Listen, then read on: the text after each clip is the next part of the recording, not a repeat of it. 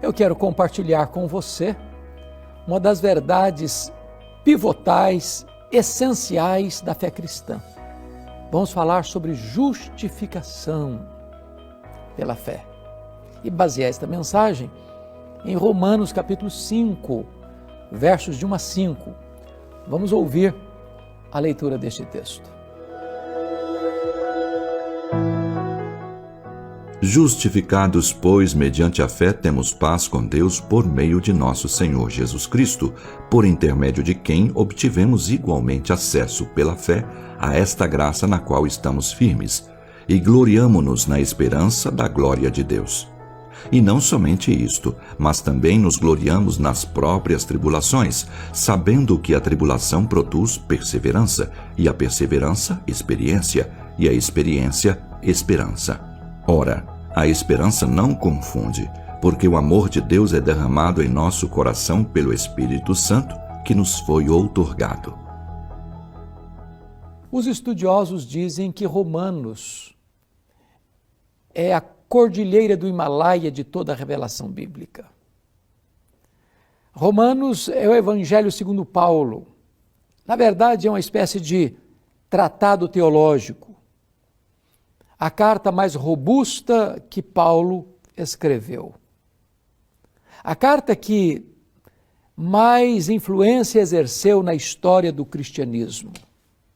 Está por trás da conversão de Agostinho, da Reforma Protestante, da conversão de John Wesley, o grande avivalista do século XVIII, e tem sido o grande manual da teologia cristã ao longo dos séculos. No texto lido, o apóstolo Paulo vai tratar desta grande doutrina da justificação pela fé, que já vem tratando desde o capítulo 3, versículo 24, tratando do fundamento desta doutrina. No capítulo 4 ele mostrou como esta doutrina está ancorada no Antigo Testamento, porque Abraão e Davi, os dois símbolos da história de Israel, foram justificados pela fé. E agora, no capítulo 5, ele vai falar sobre os frutos da justificação. Mas antes de entrar nos frutos da justificação, me permita falar o que é justificação. A justificação é um ato de Deus, onde Deus declara justo diante do seu tribunal todo aquele que crê em Jesus. Porque Deus imputou, colocou na conta do seu Filho os nossos pecados, e Jesus então morre pelos nossos pecados, quitando a nossa dívida, pagando a nossa dívida, remindo-nos com o seu sangue, e então Deus imputa a nós, coloca na nossa conta toda a justiça de Cristo. A justificação é um ato, não é um processo, único e irrepetível. Não tem graus, não tem ninguém mais justificado que outro. É um ato que acontece fora de você e não dentro de você. Acontece no tribunal de Deus. No momento em que você crê em Jesus, Deus declara você lá no tribunal dele, quites com a lei, quites com a justiça. Já nenhuma condenação a mais para aqueles que estão em Cristo Jesus, nosso Senhor. Você toma posse da justificação pela fé. A fé é a causa instrumental, porque a base mesmo da justificação é o que Cristo fez na cruz em seu favor, em seu lugar. Pois bem, agora Paulo vai dizer, justificados, pois, mediante a fé, temos paz com Deus. O primeiro fruto da justificação é que você tem paz com Deus. Isso não é sentimento, isso é status. Você agora foi reconciliado com Deus. Agora você passou de réu para filho. Não tem mais muro de separação entre você e Deus. Agora, lá no tribunal de Deus, você tem um crédito infinito. Não só seus pecados foram perdoados, do passado, do presente e do futuro, Mas você tem um crédito infinito na sua conta. Toda a justiça de Cristo está depositada na sua conta. Porque Deus não colocou sua dívida na sua conta, colocou na conta do seu filho. Ele morreu pelos seus pecados. Então, agora, diz a Bíblia que aquele que não conhecia o pecado, Deus o fez pecado por nós, para que nele nós fôssemos feitos justiça de Deus. Então, Deus não pôs a sua dívida na sua conta, Deus pôs a sua dívida na conta de Cristo, Ele pagou a sua dívida e agora Deus pega todo o conteúdo, todo o saldo positivo da justiça de Cristo e deposita na sua conta. Isso é justificação. Agora você tem paz com Deus, seu relacionamento com Deus foi plenamente restaurado. Mas ele prossegue e diz o seguinte, no versículo 2, confira aí comigo. Ele diz assim, por intermédio de quem obtivemos igualmente acesso a esta graça na qual estamos firmes. Então o segundo fruto é o acesso à graça. Esta palavra acesso à graça, na língua grega, ela é muito importante, porque era a palavra usada para a introdução de alguém na sala do trono. Esta palavra também era usada para o adorador que entrava no Santo dos Santos, para adorar, onde estava a presença de Deus. E esta palavra também foi usada no grego clássico para o porto onde o navio ancorava com segurança. Isso significa que você não apenas tem paz em relação ao passado, você tem acesso contínuo à graça no presente. Você pode falar com Deus a hora que você quiser, onde você estiver, não precisa marcar audiência, não tem secretária, não tem linha ocupada, a qualquer hora, em qualquer lugar, sob qualquer circunstância, você tem livre acesso ao trono de Deus, à graça. Mas há um terceiro fruto da justificação, quando ele diz assim, e nos gloriamo-nos na esperança da glória de Deus. Versículo 2, na parte final. Então você tem paz em relação ao passado, você tem graça contínua em relação ao presente e você tem esperança da glória em relação ao futuro. Você não precisa mais ter medo da morte, porque a morte foi vencida. Você não precisa ter medo mais de condenação, porque já nenhuma condenação há mais para aqueles que estão em Cristo Jesus. Você não tem medo mais do amanhã, da morte, da eternidade. Você tem sim esperança da glória. Me permita ilustrar isso. Miguel Gonçalves Torres foi um dos 4 primeiros alunos do primeiro seminário da Igreja Presbiteriana aqui no Brasil. E ele era um português, ele era muito doente, e ele sempre brincava com seus colegas que não basta viver bem, é preciso morrer bem. No dia que Deus o chamou, ele gritou pelo nome da sua esposa, ele estava deitado no seu leito de enfermidade, no quarto, e ele chamou a esposa e disse, querida, corra aqui. Quando ela chegou, ele disse assim, eu pensei que na hora da morte eu fosse para o céu, mas na verdade o céu veio me buscar. E com essas palavras ele adormeceu. Você já deve ter ouvido falar de Dwight Lyman Moody, o grande avivalista americano do século XIX. Na hora que ele estava partindo para o Senhor, ele disse, afasta-se a terra, aproxima-se o céu, eu estou entrando na glória. Esta é a certeza de um salvo, esperança da glória. Isso levou o Dr. Mark Lloyd Jones, médico da família real e pastor por longos anos da abadia de Westminster, que tomado por um câncer, fez um longo tratamento.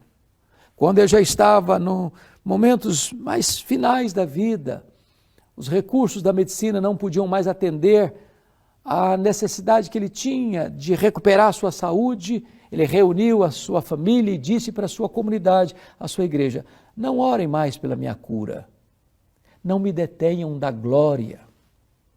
Essa é a certeza de um crente. Para ele, o viver é Cristo e o morrer é lucro. Para ele, morrer é deixar o corpo e habitar com o Senhor. Para ele, morrer é partir para estar com Cristo, que é incomparavelmente melhor. Ele não tem medo do amanhã, ele não tem medo da morte. Ele sabe que ele tem segurança da glorificação. Ele tem expectativa da glória. Mas me permita compartilhar com você o terceiro fruto, o quarto fruto da justificação, que é o derramamento do amor de Deus no nosso coração. O apóstolo Paulo vai dizer, e não apenas isso, mas nos gloriamos nas próprias tribulações, sabendo que a tribulação produz perseverança, e a perseverança produz experiência, e a experiência produz esperança, e a esperança não se confunde porque o amor de Deus é derramado no nosso coração pelo Espírito Santo que nos foi outorgado. Eu acho tão maravilhoso isso, porque o cristão, ele passa por lutas também. Ele pisa em terrenos cheios de espinhos também. Ele caminha por desertos tórridos também. Ele passa pelos vales escuros e sombrios das provações também. Mas agora, Paulo diz que nós nos gloriamos nas próprias tribulações. A palavra tribulação é um peso que esmaga você. Mas não é porque você é masoquista e gosta de sofrer. Você se gloria nas tribulações porque você sabe que Deus está trabalhando. E a tribulação produz perseverança, e esta palavra é paciência triunfadora. Porque Deus não quer que você seja um crente de segunda mão. Deus não quer que você seja uma pessoa que viva apenas da experiência dos outros. Por isso diz, e a perseverança produz experiência. A palavra aqui é a mesma palavra que o ourives usava para purificar os metais, jogando no fogo. E o metal não era destruído, mas a escória derretia e o metal ficava bonito, lindo, puro, nobre, rico, mais precioso ainda. Então você se gloria nas tribulações porque você sabe que Deus coloca você na prova, não para destruir você, mas para fortalecer as musculaturas da sua alma, não para destruir você, mas para tornar você uma pessoa mais parecida com Jesus. E ele diz, você, depois dessa experiência com Deus, você vai ter esperança, não uma esperança qualquer, porque o amor de Deus é derramado no nosso coração. Que amor é esse? Primeiro, é um amor abundante. O amor é derramado, há uma chuvarada do amor de Deus, inundando o seu coração de alegria, de gozo e de paz. Mas este amor é imerecido, porque Romanos 5 diz que Deus amou você e a mim quando nós éramos fracos, ímpios, pecadores e inimigos. Deus não amou você porque você era uma pessoa maravilhosa e merecia este amor, não. Deus não amou a você e a mim por causa dos nossos méritos, mas apesar dos nossos deméritos. A causa do amor de Deus por nós não está em nós, está nele mesmo. Ele nos amou com amor eterno, Ele nos atraiu para Ele mesmo com cordas de amor, e este amor é um amor imerecido. Deus derrama o amor dEle no nosso coração, apesar de nós sermos pecadores e inimigos dEle. Mas ainda este amor é provado. No versículo 8 diz que Deus prova o seu próprio amor para conosco pelo fato de ter Cristo morrido por nós, sendo nós ainda pecadores. Nunca duvide do amor de Deus por você. Deus aprovou este amor. Não escrevendo em letras de fogo nas nuvens, mas esculpindo na cruz do Calvário, eu te amo. Quando Jesus, o seu Filho unigênito, foi dado a você, por amor a você, para que você não pereça, mas tenha nele a vida eterna. Deus não poupou o seu próprio Filho, antes por todos nós o entregou. Não há amor maior do que esse. Não há prova de amor maior do que essa. Esta é a evidência máxima de que Deus ama você, a cruz de Cristo. Mas agora, O outro fruto da justificação, e eu quero terminar aqui, é que você pode se gloriar no próprio Deus. Lá no final, ele diz assim, no versículo 11, não apenas isto, mas também nos gloriamos em Deus por nosso Senhor Jesus Cristo, por intermédio de quem obtivemos também a reconciliação. Se você perdesse tudo na vida, você ainda poderia se gloriar, se alegrar em Deus. Ele é o seu Criador, Ele é o seu Redentor, Ele é o seu provedor, Ele é o seu Consolador, Ele é a sua herança. Você se gloria em Deus. Você exulta em Deus, como os mártires sofrendo agruras, torturas, tendo a vida ceifada, iam para o martírio com um cântico nos lábios, com a bandeira da vitória hasteada, porque eles se regozijavam em Deus. Este é o fruto, ou os frutos da justificação. Eu quero orar com você. Deus amado, bendito é o teu nome pela beleza, pela riqueza da tua palavra.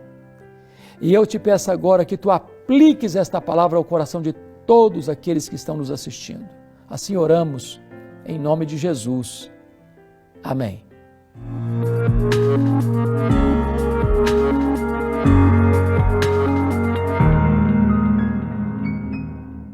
Chegamos ao final de mais um Verdade e Vida, programa da Igreja Presbiteriana do Brasil.